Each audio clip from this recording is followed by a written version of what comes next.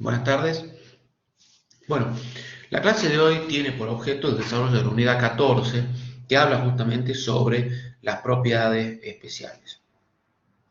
El libro cuarto, en el título 6, justamente menciona a los conjuntos inmobiliarios dentro de lo que nosotros denominamos propiedades especiales. ¿Por qué la denominación de propiedades especiales y no de conjuntos inmobiliarios? Simplemente a los efectos de poder distinguir a esos conjuntos inmobiliarios con el contenido propio de este título 6, que si ustedes pueden ver la filmina, en el capítulo 1 habla de los conjuntos inmobiliarios, en el capítulo 2 del tiempo compartido y en el capítulo 3 de los cementerios privados. Es decir, los conjuntos inmobiliarios en el título sexto es abarcativo de los conjuntos inmobiliarios propiamente dicho, agregado que también es propio nuestro para poder distinguirlo con el título que justamente lleva el título 6, con el tiempo compartido y el cementerio privado.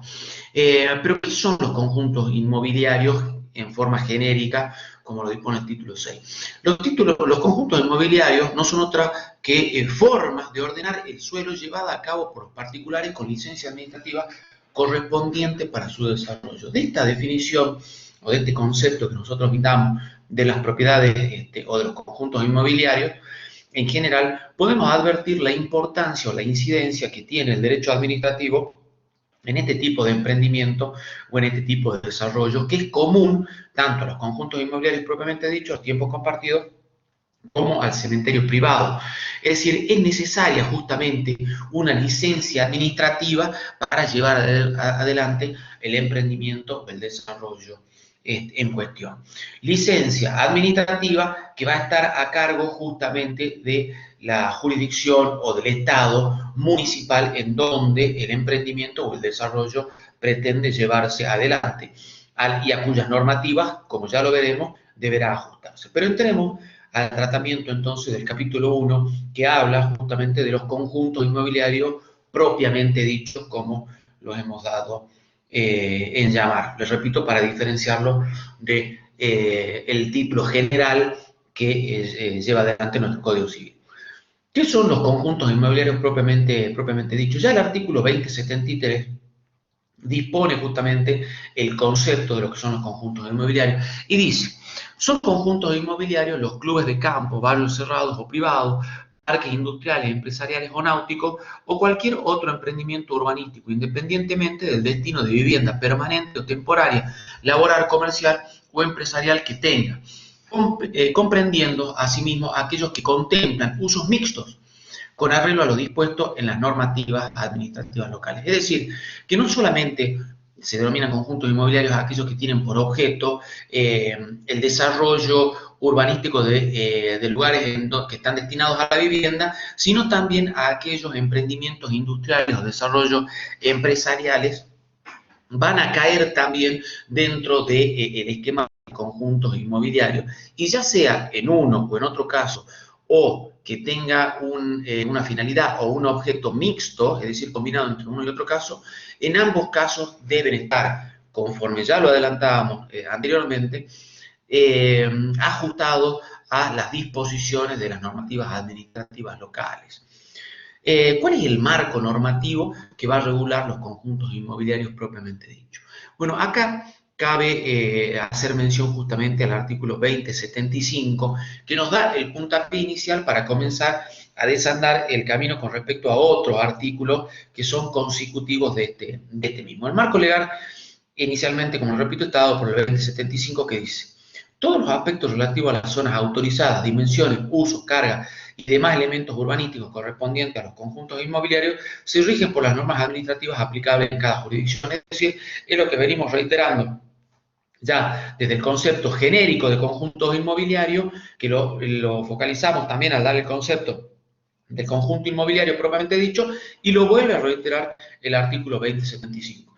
La particularidad del 2075 está justamente en su segundo párrafo, cuando dice: todos los conjuntos inmobiliarios deben someterse a la normativa del derecho real de propiedad horizontal establecida en el título quinto de este libro, es decir, el título inmediatamente anterior al que nosotros estamos desarrollando. Pero aclara, con las modificaciones que establece el presente título a los fines de conformar un derecho real de propiedad horizontal especial. Es decir, ¿es un derecho de propiedad horizontal? Sí, pero no es un derecho de propiedad horizontal común, sino que es un derecho de propiedad horizontal especial. El marco genérico está dado por el título quinto, justamente, del libro sexto, perdón, del libro cuarto, pero adecuado a las disposiciones establecidas en el título sexto. ¿Por qué es un derecho de propiedad horizontal especial? El artículo 2077, justamente, sostiene que las unidades privativas pueden hallarse construidas o en proceso de construcción, situación que no puede presentarse justamente en un derecho real de propiedad horizontal común. Asimismo, también se determina, o lo determina el artículo 2076, que solo son necesariamente comunes las partes y lugares del terreno destinadas a vías de circulación, acceso y comunicación, áreas de desarrollo, actividades deportivas y recreativas. Es decir, nosotros tenemos dentro de un conjunto inmobiliario justamente áreas que son recreativas, sociales y vías de circulación. Áreas recreativas y sociales están destinadas originalmente solamente a los propietarios, ya nosotros lo vamos a ver, pudiendo brindar la posibilidad de su uso a aquellas personas que sean invitadas por los propietarios y eventualmente a terceras personas. Ahora bien, las vías de circulación interna están destinadas justamente al uso de todos aquellos que ingresan a este barrio cerrado, autorizados, por supuesto, a esos efectos. Ya vamos a profundizar nosotros sobre esto. Pero la particularidad es que en el caso de la propiedad horizontal común o habitual, el terreno es necesariamente común.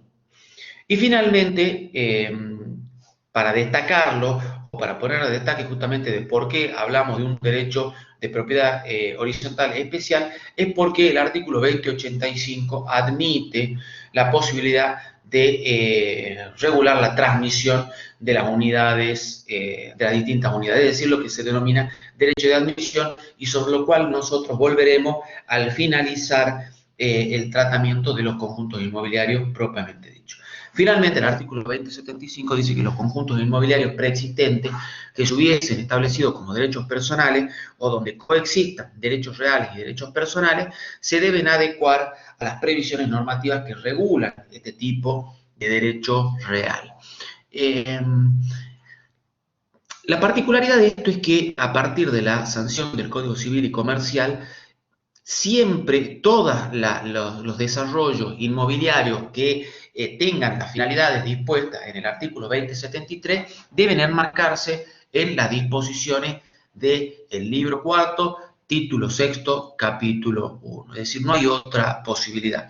Cabe aclarar acá sí que anteriores emprendimientos inmobiliarios o parques industriales en los cuales se desarrollaban bajo la modalidad de derechos personales o una mixtura entre derechos personales y derechos reales, van a tener que adecuarse a esta nueva, o tuvieron que adecuarse, o tienen que adecuarse en la medida que lo vayan, en la medida en que sea posible, adecuándose a las disposiciones establecidas por el Código Civil y Comercial, adecuándose justamente a las disposiciones que van del artículo 2073 al 2086. Dijimos hace rato que dentro de lo que es el marco del artículo 2075, del segundo párrafo, hablábamos de algunas cuestiones particulares que lo diferenciaban de lo que es un derecho de propiedad horizontal ordinario o común. Ahora bien, una de esas justamente estas cosas son las facultades y obligaciones de los propietarios. Dice el artículo 2078, facultades y obligaciones del propietario. Cada propietario debe ejercer su derecho dentro del marco establecido en la presente normativa, con los límites y restricciones que surgen del respectivo reglamento de propiedad horizontal del conjunto inmobiliario, y teniendo en mira el mantenimiento de una buena y normal convivencia y la protección de los valores paisajísticos, arquitectónicos y ecológicos. Seguidamente habla, y ahora sí, perdón, con mayor detenimiento, del régimen de invitados y usuarios no propietarios, y sostiene, artículo 2082, cesión de la unidad. El reglamento del conjunto inmobiliario puede establecer condiciones y pautas para el ejercicio del derecho de uso y goce de los espacios e instalaciones comunes por parte de terceros en los casos en los que los titulares del dominio de las unidades particulares ceden temporalmente, en forma total o parcial, por cualquier título o derecho real o personal, el uso y goce de su unidad funcional. Es decir, básicamente lo que establece el artículo 2082, lo que reglamenta el artículo 2082, es disponer que el reglamento del conjunto inmobiliario, el reglamento justamente que dispone la organización y el funcionamiento del conjunto inmobiliario propiamente dicho, puede disponer algún tipo de limitación en el uso y goce de aquellas partes comunes o de uso común,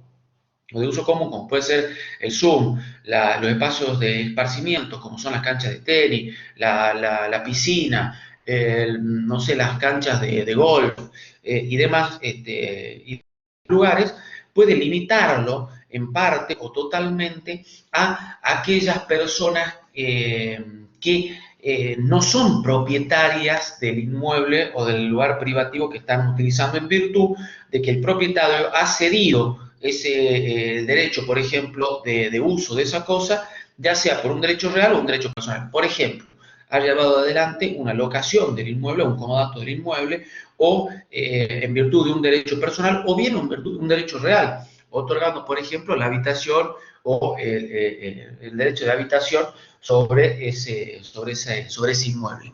En estos casos, el reglamento puede eventualmente llevar algún tipo de limitación al respecto. Este artículo 2082 se complementa con el artículo 2083 cuando habla del régimen de invitado y admisión de usuarios no propietarios. Dice, el reglamento puede establecer la extensión de uso y goce de los espacios e instalaciones comunes a aquellas personas que integran el grupo familiar de propietarios de la unidad funcional y prever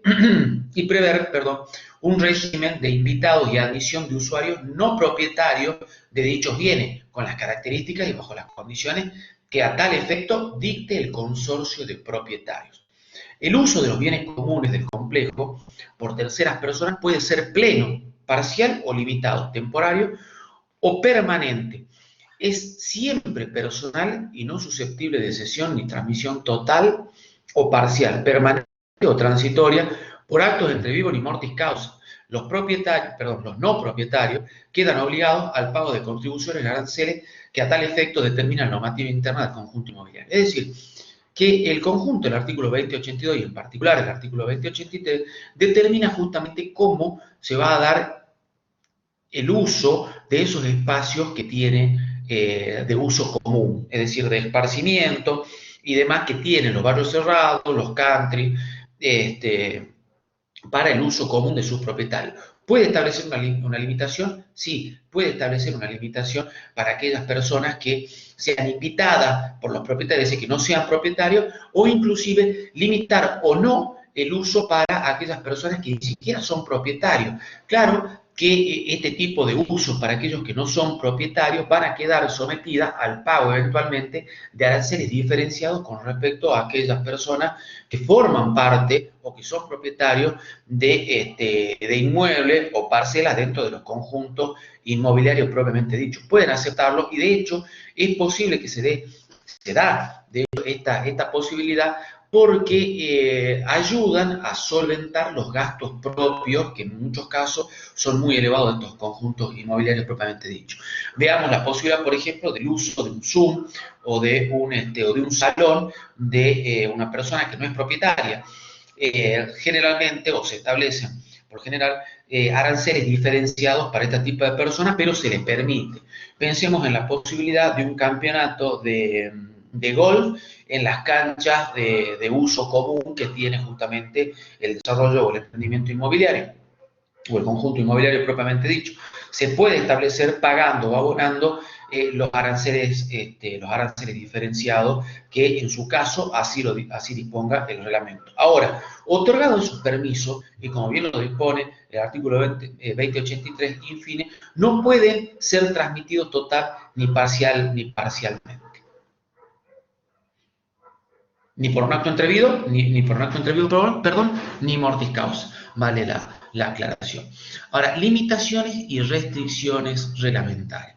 Las limitaciones y restricciones reglamentarias nosotros las podemos encontrar en el artículo 2080 y también en el artículo 2086, que no es otra cosa que un reflejo del incumplimiento de esas limitaciones o restricciones y que se esgrime bajo el epígrafe justamente sanciones. Veamos inicialmente qué dice el artículo 2080. Dice, de acuerdo a las normas administrativas aplicables, es decir, de acuerdo a las normas que disponga inicialmente la municipalidad del lugar en donde se lleva adelante el conjunto inmobiliario propiamente dicho, el reglamento de propiedad horizontal puede establecer limitaciones edilicias o de otra índole, crear servidumbre y restricciones a los dominios particulares, como así también fijar reglas de convivencia. Todo ello en miras al beneficio de la comunidad urbanística. Es decir, que dentro del marco de lo que dispone, o tomando como base lo que dispone justamente la autoridad administrativa local, en el lugar donde se desarrolla o donde tiene lugar el emprendimiento urbanístico, el reglamento de propiedad horizontal puede establecer limitaciones edilicias, es decir, puede establecer justamente que la construcción de las casas o de los inmuebles que se vayan a edificar tenga determinada cantidad de metros cuadrados, que responda a determinado tipo arquitectónico y demás situaciones que pueden estar presentadas en el reglamento y cuya administración o conjunto de socios tenga que aprobarlo antes de iniciar la construcción. De la misma forma puede crear justamente servidumbre, es decir, determinadas zonas de distanciamiento con respecto al terreno o al terreno colindante o a la heredad colindante, lo puede hacer perfectamente, no hay ningún tipo de limitación con respecto a ese tipo de limitaciones. Tampoco, o también, mejor dicho, puede establecer límites de convivencia, es decir, disponer el ingreso hasta determinada, el ingreso de determinadas personas a determinada hora. Puede establecer también la imposibilidad de que se lleven adelante ruidos molestos o de determinadas actividades a partir o de determinada hora o con comienzo en determinado horario del día, privar algunos días de la realización de determinados eventos. Es decir, puede establecer ese tipo de limitaciones justamente con miras a mantener el buen orden o el beneficio de las relaciones de vecindad dentro del conjunto inmobiliario. Asimismo, dice la parte final del artículo 2080.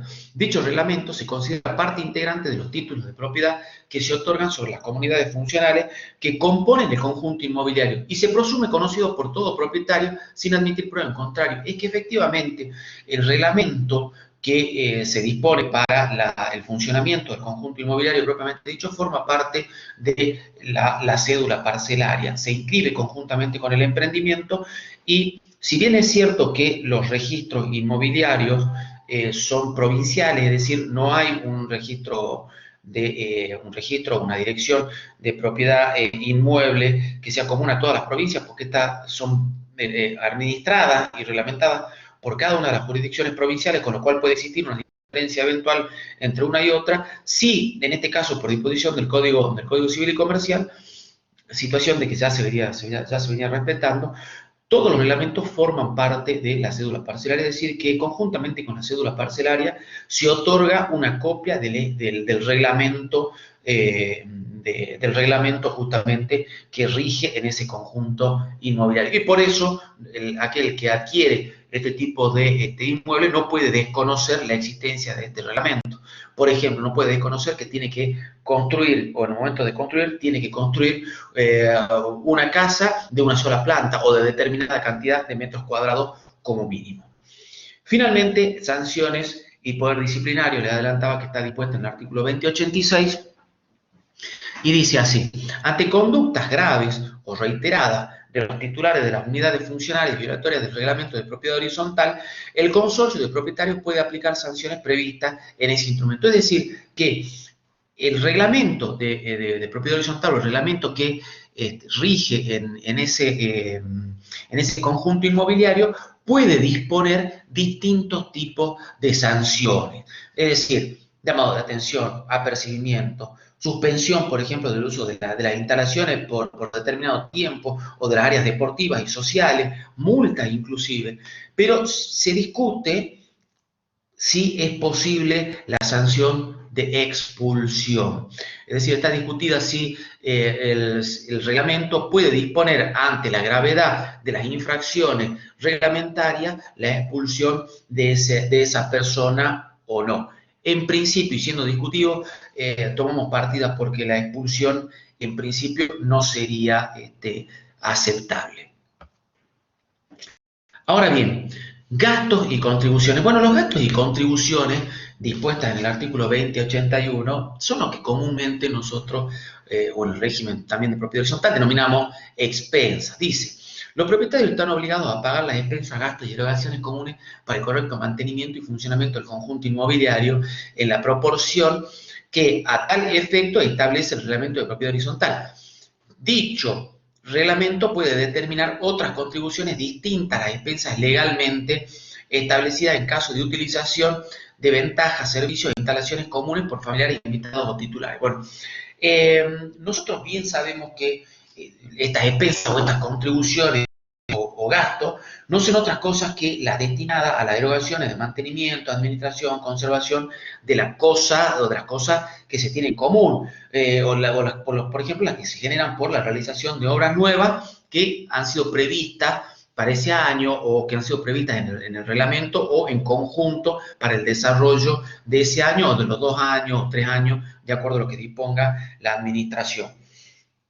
Pero también a los gastos derivados de la prestación de servicios comunes, por ejemplo, lo que es la vigilancia, la portería, la recolección de residuos, la limpieza de las calles y demás situaciones. También se pueden establecer expensas extraordinarias cuando surgen algunas situaciones particulares que no han sido previstas y que necesitan atención. Generalmente lo que hace es disponer una suerte de fondo para esos fines, pero cuando esos fondos no existen, o la obra a realizarse, la actividad que hay que realizarse, necesita una erogación mayor que no puede ser cubierta por estos fondos, bueno, suele establecerse o pueden establecerse expensas o contribuciones extraordinarias.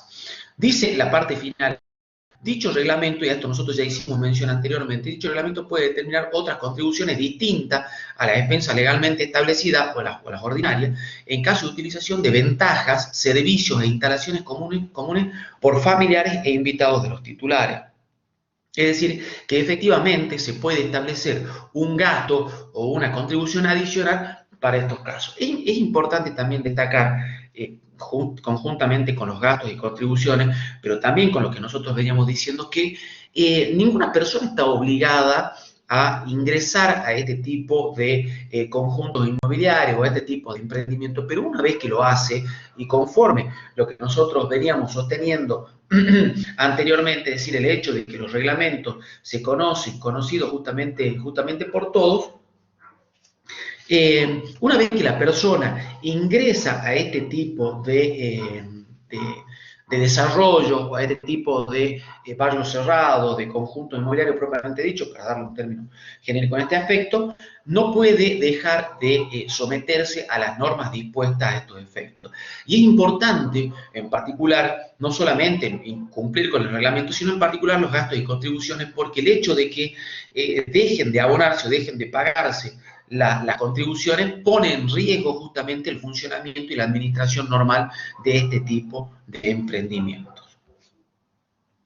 De allí la particularidad o la salvedad justamente que hago. Bueno, seguidamente nosotros vemos las limitaciones, seguidamente vemos lo que son o lo que es relacionado con el tiempo compartido.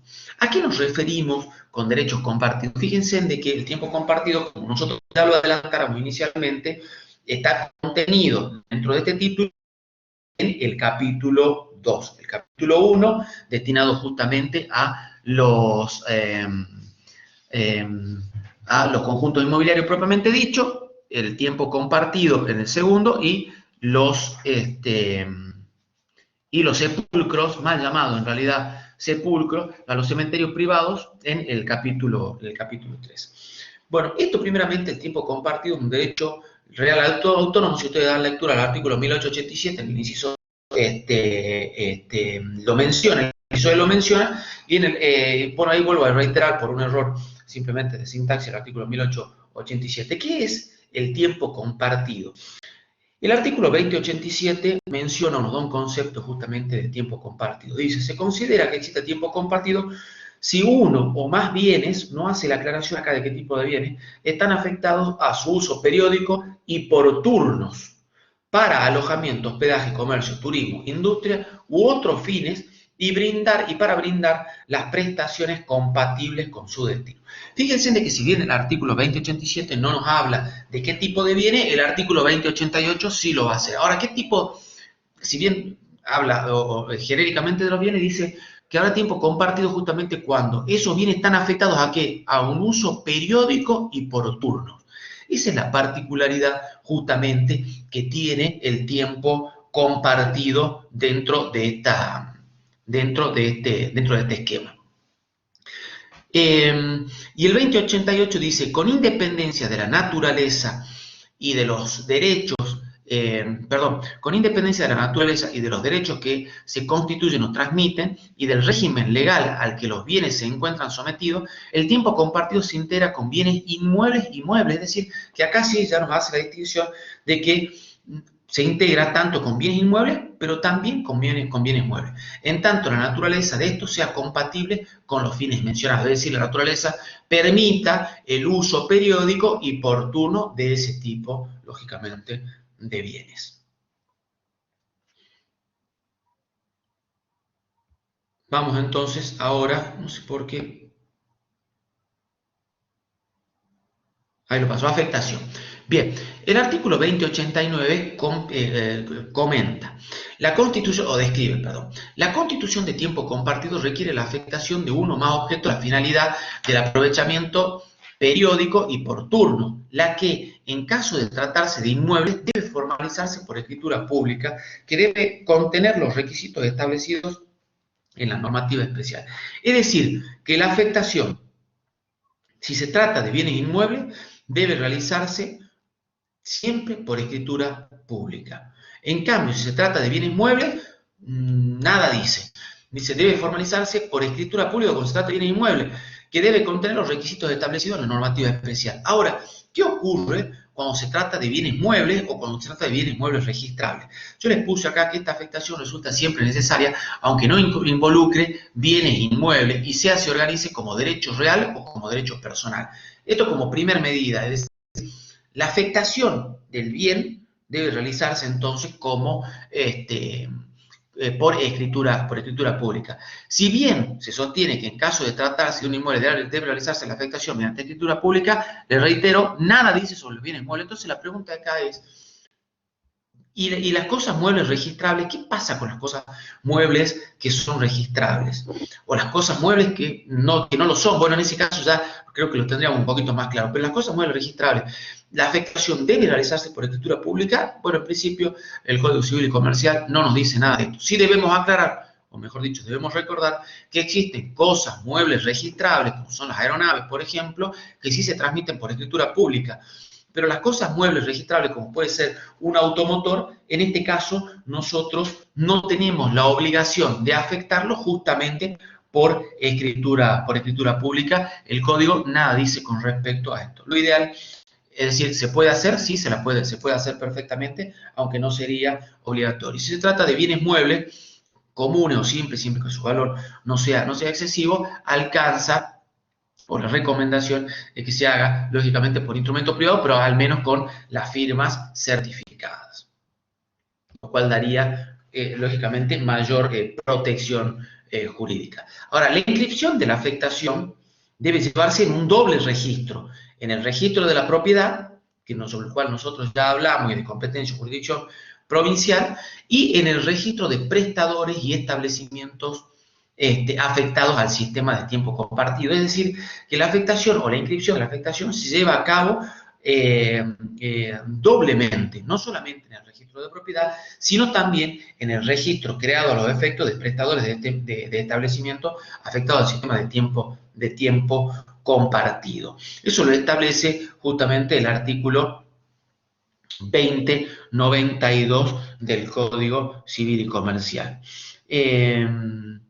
Y también el 2089, ¿no? El 2089 también se refiere justamente a ese aspecto. Los derechos y deberes del tiempo compartido es bastante sencillo, y si bien se hace mención a alguno de estos, lo importante de acá es que este tipo de régimen de tiempo compartido, de acuerdo a lo establecido en el artículo 2100, están sometidos a una relación de consumo. Es decir, la relación que se da entre el propietario, emprendedor, comercializador y administrador del tiempo compartido con quien adquiere y utiliza el derecho de uso periódico se rige por las normas que regulan la relación de consumo prevista en este código y en las leyes especiales, es decir, por la Ley de Defensa al Consumidor. Es importante destacar esto porque, bueno, en el caso de lo que nosotros veníamos mencionando, es decir, de los conjuntos inmobiliarios propiamente dicho,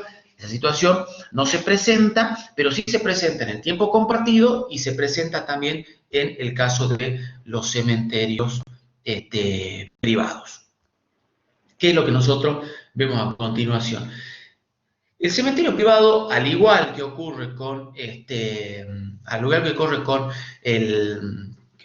tiempo compartido, es un derecho también real autónomo y que lo menciona el inciso F del artículo 1887, y cuyo concepto lo encontramos en el artículo 2103. Y dice, se considera cementerios privados los inmuebles de propiedad privada afectados a la inhumación de restos humanos, es decir, los elementos característicos propios de lo que son los cementerios privados, yo les digo ahí que son justamente la habilitación municipal, situación que nosotros venimos repitiendo desde el principio y como incidencia fundamental dentro de lo que son las propiedades especiales, dentro de todos los los conjuntos inmobiliarios, no solamente los conjuntos inmobiliarios propiamente dicho, el tiempo compartido, nosotros ya lo vimos inclusive en todo el régimen de registro, sino también en el cementerio privado. El cerramiento, situación que también lo vemos en los conjuntos inmobiliarios, la existencia de partes comunes y privativas, el estado de indivisión forzosa y el reglamento que establece los órganos de funcionamiento y de administración del cementerio, es decir, que en este caso compone también o tiene puntos en común, en particular con el conjunto inmobiliario propiamente dichos. La afectación, es decir, cómo se lleva adelante la afectación del cementerio privado. El titular del inmueble debe otorgar siempre escritura de afectación del inmueble como cementerio privado al que se inscribe en el registro de propiedad, inmueble junto con el reglamento. Fíjense, prácticamente igual a lo que nosotros venimos diciendo con respecto a los conjuntos inmobiliarios. Así lo detalla justamente el artículo 2104 cuando dice afectación, o bajo el epígrafe, afectación. El titular del dominio debe otorgar una escritura de afectación del inmueble a efectos de destino y a la finalidad del cementerio privado que se inscribe en el registro de propiedad de inmueble juntamente con el reglamento de administración uso del cementerio. A partir de su habilitación por parte de la municipalidad local, el cementerio no puede alterar su destino ni ser grabado con derechos reales de garantía. Artículo siguiente, vemos el contenido del reglamento y su uso, que ya los dejo directamente para que ustedes puedan dar lectura. No representa mayores dificultades y es bastante claro en sus conceptos y demás.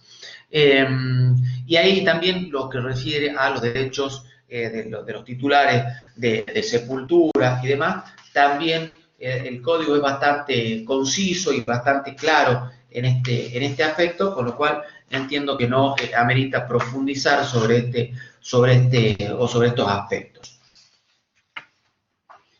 Tampoco sobre pero sí les dejo, por supuesto, la filmina o el PowerPoint para que puedan verlo, sobre los deberes del titular del derecho de sepultura. es decir, se presentan casi hasta como obvio, mantener el decoro, la seguridad, el respeto que exigen el lugar y el derecho de otros, contribuir periódicamente a la cuota del servicio, es decir, porque básicamente esto es lo que ayuda. Lo mismo pasa con los barrios cerrados, las chacras y demás, que sirven para el funcionamiento el sostén económico de los cementerios. Abonar los impuestos, tasas y contribuciones. Además, esto no representa, entiendo, mayores dificultades.